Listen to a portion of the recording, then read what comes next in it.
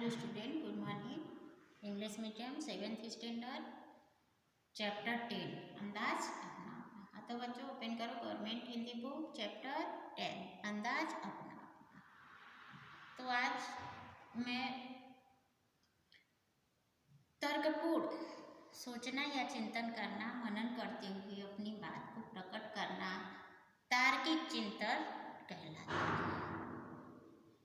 सबका अपना किसी भी विषय के संबंध में तर्कपूर्ण सोचना या चिंतन करना, मनन करते हुए अपनी बात को प्रकट करना तार्किक चिंतन कहलाता है। तार्किक चिंतन वैज्ञानिक अभिगमन पर आधारित व्यक्ति को सोच विचार करने की मानसिक प्रक्रिया है। इस मुक्त चिंतन में व्यक्ति अपने जीवन के अनुभव, मान्यताएं और दृष्टिकोण का उपयोग माहिती और पृथक्करण करने के लिए करता है। पृथक्करण का मतलब होता है अलग करना, पृथक मीन्स अलग करने के लिए करता है और माहिती की सत्यता तक पहुंचकर निर्णय लेता है। प्रस्तुतिकरण में तार्किक चिंतन के बहुआयामी सोच का विकास विस्तार हो। ऐसे वैविध्यपूर्ण कुछ अभ्यास रखे गए। तो सबसे पहले है दिमागी दौड़। दिमागी दौड़, भावेश भाई वकील है। भावेश भाई जो है वह वकील है। वह अपनी पत्नी लीना और पुत्र व्रज के साथ सूरत में रहते हैं। छोटा परिवार है, सुख का आधार होता है। छोटा परिवार सुख का आधार होता है। उनका जीवन भी खुशहाल था। एक बार दीपावली की छुट्टियों में ये तीनों अंबाजी गए। 4 दिन बाद वापस आकर देखा तो चौंक गए। उन्होंने देखा कि घर के बाहर जो बागीचा है उसके पेड़ पौधे कई फूल पत्ते झड़ गए हैं। घर के अंदर जाकर देखा तो पूरा कमरा धूल से खराब हो गया है। दीवार पर की लीना और ब्रज की तस्वीरें भी नीचे गिर गई थी और टूट भी गई थी। लीना और उसके बच्चे की जो तस्वीर थी वह नीचे गिर गई थी और टूट भी गई थी। नन्हे मुन्ने बच्चे ऐसे क्यों हुआ? टूट गई थी। अब कह रहे नन्हे मुन्ने बच्चे ऐसे क्यों हुआ होगा?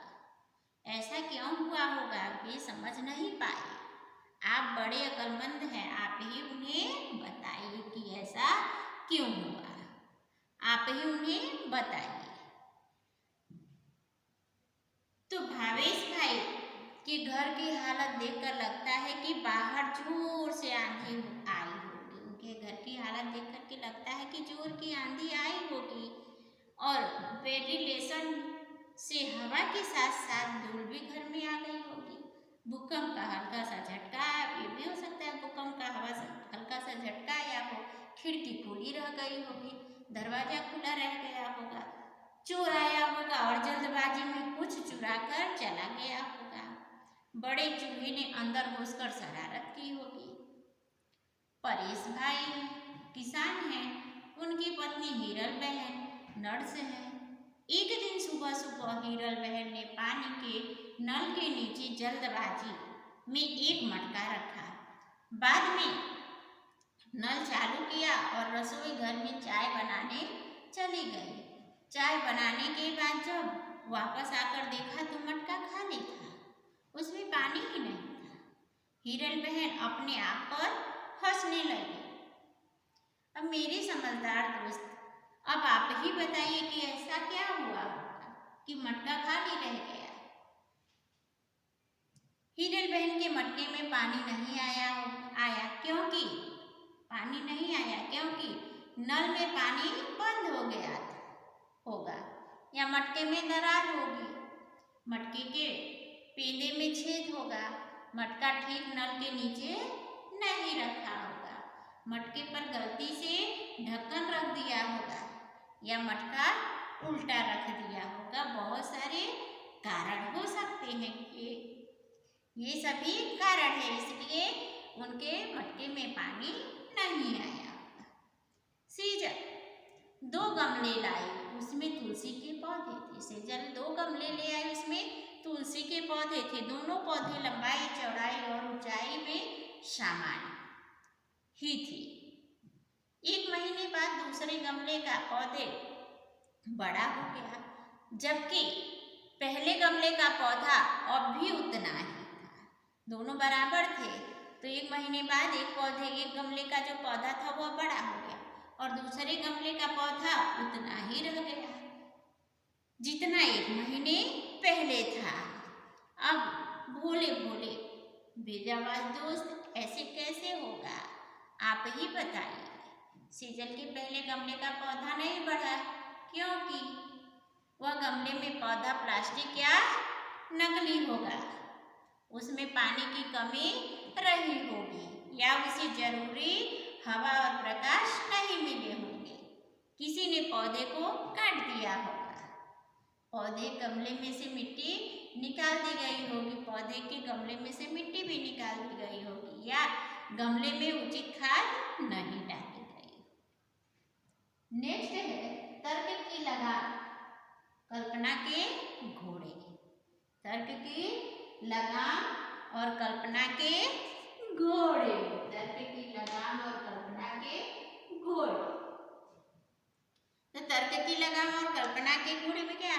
आप साइकिल पर स्कूल जा रहे हैं, रास्ते में देखा तो एक आदमी हाथ लगाकर आपको रुकने का इशारा कर रहा था। आप रुके। उसने कहा कि गल्ले वाले गांव में मेरा जाना जरूरी है। आपने उस आदमी को साइकिल पर बिठाया और पास वाले गांव तक पहुंचाया।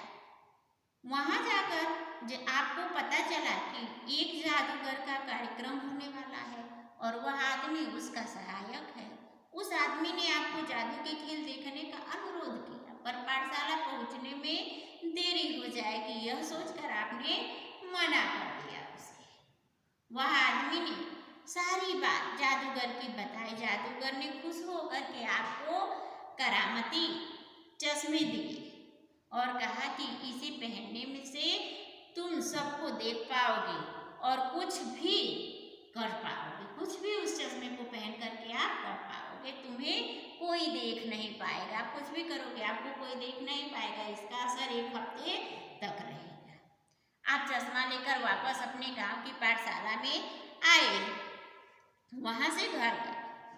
दूसरे रोज नहा धोकर आईने के सामने आपने चश्मे पहने। आईने में देखा सचमुच आप गायब हो चुके हो। अब आप हमें बताइए कि आप कहाँ कहाँ जाएंगे और क्या क्या करेंगे। जादुई चश्मा पहनकर मैं हलवाई की दुकान पर जाकर मनचाहा मिठाई खाऊंगा। मुफ्त में फिल्म या नाटक देखूंगा। जादूगर चश्मा पहन करके हलवाई के दुकान पर जाऊंगा, मनचाहा मिठाई खाऊंगा और फिल्में देखूंगा। मुफ्त में जादू के खेल देख आऊंगा। फुलवारी से फूल तोड़ लाऊंगा। पेड़ पर बैठकर फल तोड़ कर खाऊंगा। पड़ोसी के घर में से चीजें इधर उधर रखकर उन्हें डराऊंगा।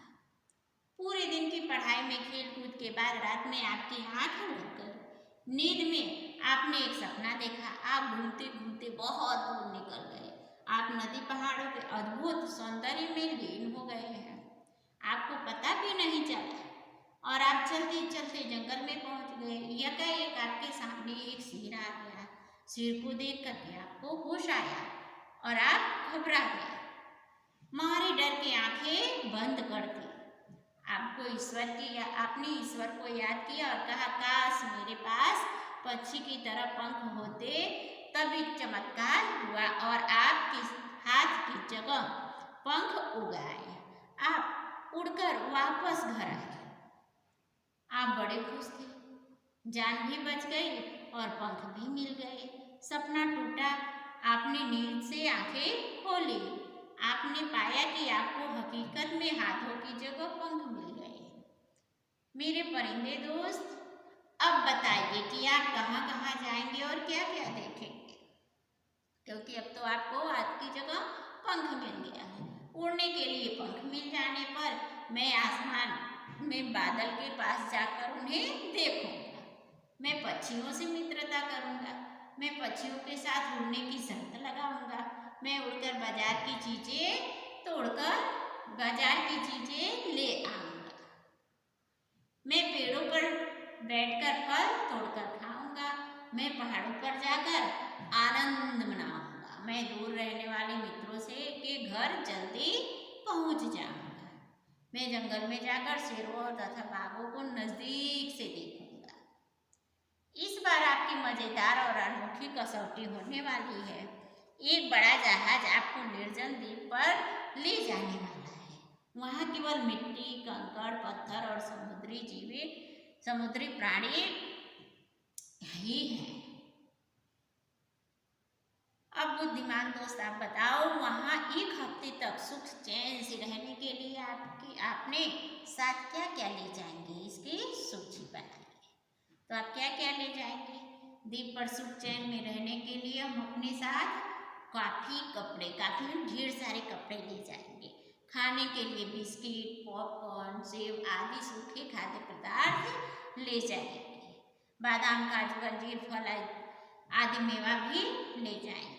एक स्टोव भी ले जाएंगे। उस पर खाना बनाने के लिए हम कुकर, आटा, दाल, चावल, मसाले आदि भी साथ में ले जाएंगे। एक हफ्ते तक चले उतना पीने का पानी भी ले जाएंगे। हम क्रिकेट के सामान, कैरम, शतरंज, फुटबॉल और टेनिस खेलने जैसे स्टेक का बॉल ले जाएंगे।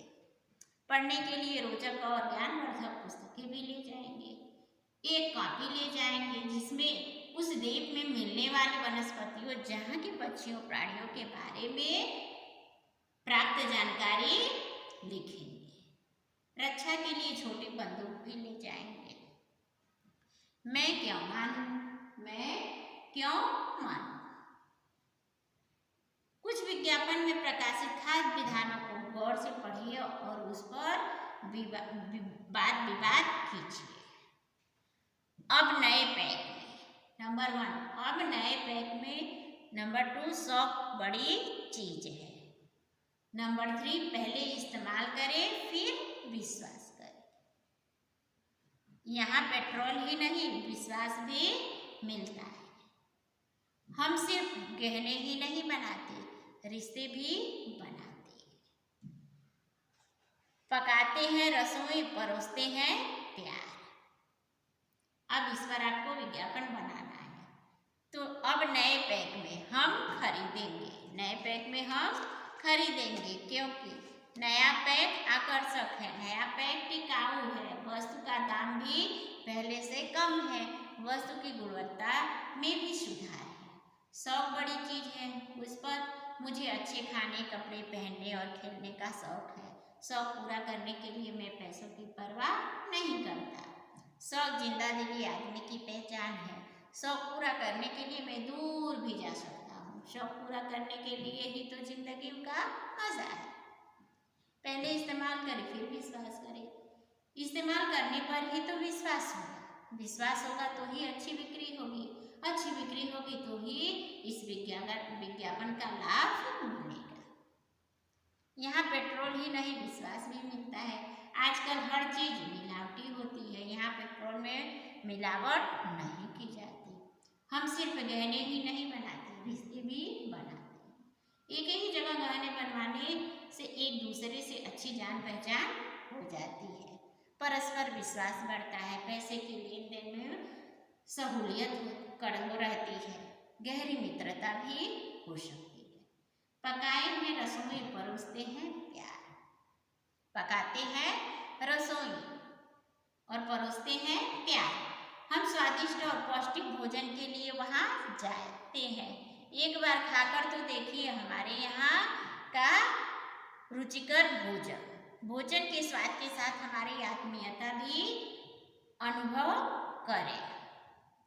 भोजन के स्वाद के साथ हमारी आत्मीयता का भी अनुभव करें। हमारे यहाँ हर व्यंजन मिलेगा, हर प्रकार का व्यंजन मिलेगा, वह प्यार के रस से भीगा होगा। मेरे होनहार अंदाज अपना अपना।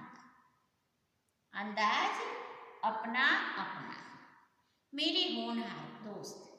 अब आप भाषा की पृष्ठभूमि पर कुछ खेल खेलने का उदाहरण देखते जाइए और खेलते रहिए। आपके बुक में दिया हुआ है, देखो शब्द सीढ़ियाँ पूर्ण कीजिए। सीढ़ियाँ बनी हुई है, कुछ में शब्द, कुछ सीढ़ियों में शब्द लिखे गए हैं और जो ब्लैंक है, खाली है, उन सीढ़ियों को आपको भरना है। तो चलो हम खेल खेलते हैं।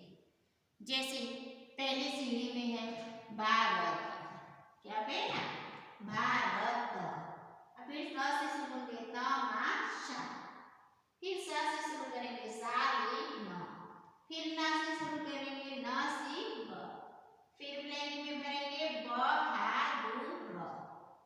अब फिर नीचे ब्लैंक है तो वहां पे क्या भरेंगे, र ऊपर है, फिर रशना। फिर यहाँ पे ना है, ना में आगे दो क्या भरेंगे, नाताल। नेक्स्ट है ल ऊपर है, फिर नीचे दो ब्लैंक में क्या भरेंगे, लड़का। ओके, यहाँ पे का है, अब ये दोनों ब्लॉक में क्या भरोगे, का पहले से ही है, काजल, काजल। अब ल पहले से है, यहाँ दोनों ब्लैंक में क्या भरोगे, लगन। नेक्स्ट है न, यहाँ पर है, अब दो ब्लैंक और है, वहां पे क्या भरोगे, नगर। वैसे ही है स्वतंत्रता। ओके, फिर नेक्स्ट लाइन में क्या है, ब्लॉक में जामुन, नमक। नेक्स्ट भरोगे कसरत, तालाब, बतख, खबर, रबड़। तो बच्चों ये हो गया आपका चैप्टर 10, अंदाज अपना अपना। इसे पढ़ना, बुक में फिलअप करना, बुक में फिलअप करने के बाद नोटबुक में लिखना। नेक्स्ट पीरियड में फिर मिलूंगी। ओके, धन्यवाद।